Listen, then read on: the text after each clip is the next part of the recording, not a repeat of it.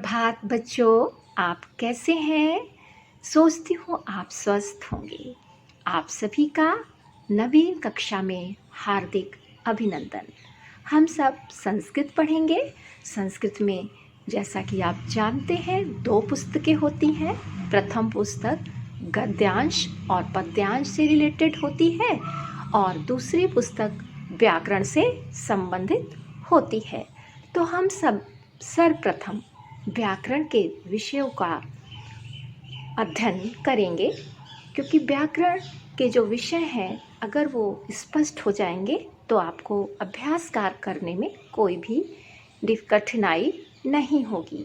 तो सर्वप्रथम आज हम कारक और उसकी विभक्तियों के विषय में पढ़ेंगे। कारक क्या है?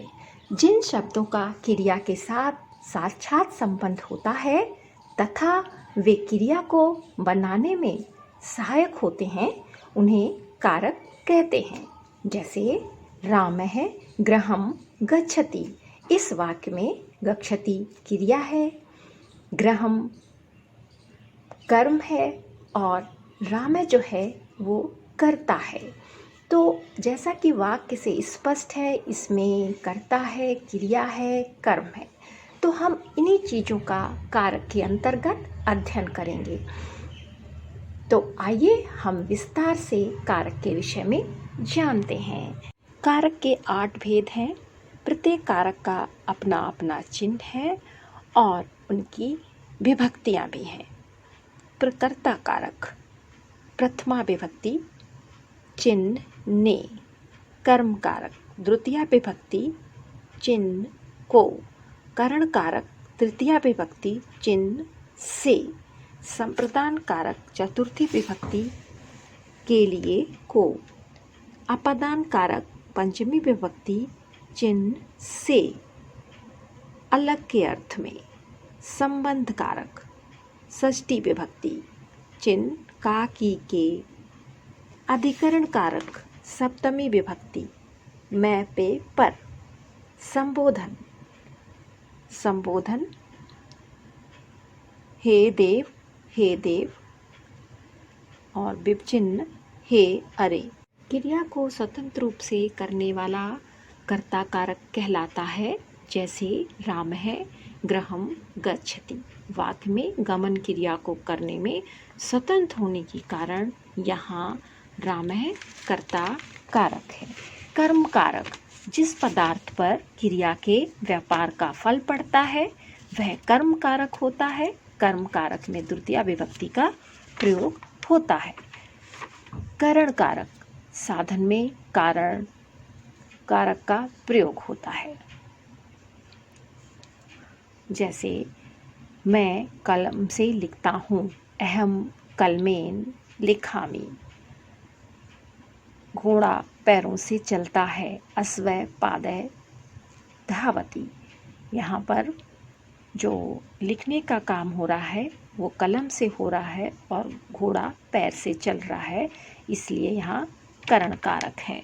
संप्रदान कारक, जिसके लिए क्रिया की जाती है या दान दिया जाता है वह संप्रदान कारक होता है और इसके योग में चतुर्थी विभक्ति का प्रयोग होता है। जैसे सह भिक्षुकाय वस्त्रम यच्छति, वह भिक्षुक को वस्त्र देता है। पिता पुत्र के लिए फल लाता है, पिता पुत्राय फलम आनयति।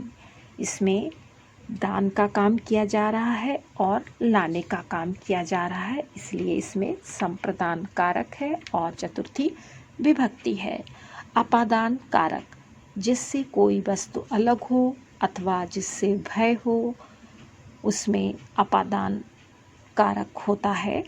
जैसे गंगा हिमालयात निरसति, गंगा हिमालय से निकलती है। बालक सिंह से डरता है, बालकः सिंहात बिभेति। यहाँ पे जो अलग गंगा हिमालय से अलग हो रही है और बच्चा शेर से डर रहा है, इसलिए यहाँ पे अपादान कारक है और पंचमी विभक्ति है।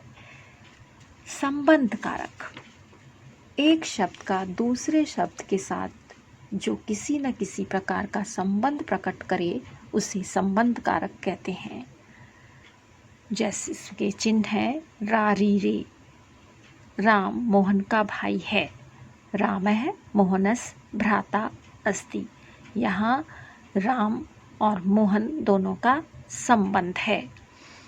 सीता राम की पत्नी थी। सीता रामस्य पत्नी आसीत। यहाँ पे सीता और राम दोनों का संबंध बताया गया है, इसलिए यहाँ पर संबंध कारक है। अधिकरण कारक, किसी वस्तु या व्यक्ति के आधार को अधिकरण कहते हैं। अधिकरण में सप्तमी विभक्ति का प्रयोग होता है। हिंदी में इसका चिन्ह में या पर है।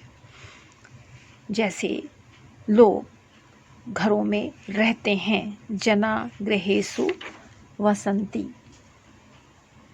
पुस्तक मेज पर है। पुस्तकम पटले अस्ति। इसमें अधिकरण कारक है और सप्तमी विभक्ति है। संबोधन कारक, ये किसी को बुलाने के लिए प्रयोग किया जाता है और संबोधन में हे अरे चिन्ह का प्रयोग किया जाता है। उदाहरण, हे राम इधर आओ। हे रामः अत्र आगच्छ। अरे देव तुम कहाँ हो। भो देवः त्वं कुत्र असि। इन वाक्यों में हे राम भो देव संबोधनवाचक शब्द है। इस प्रकार हमने देखा कारक के 8 भेद हैं, उसके चिन्ह हैं और विभक्तियां हैं। सोचती हूँ ये आपको समझ में आ गया होगा और इसी आशा के साथ आप सबका धन्यवाद। अपना बहुत ध्यान रखिए। नमस्कार।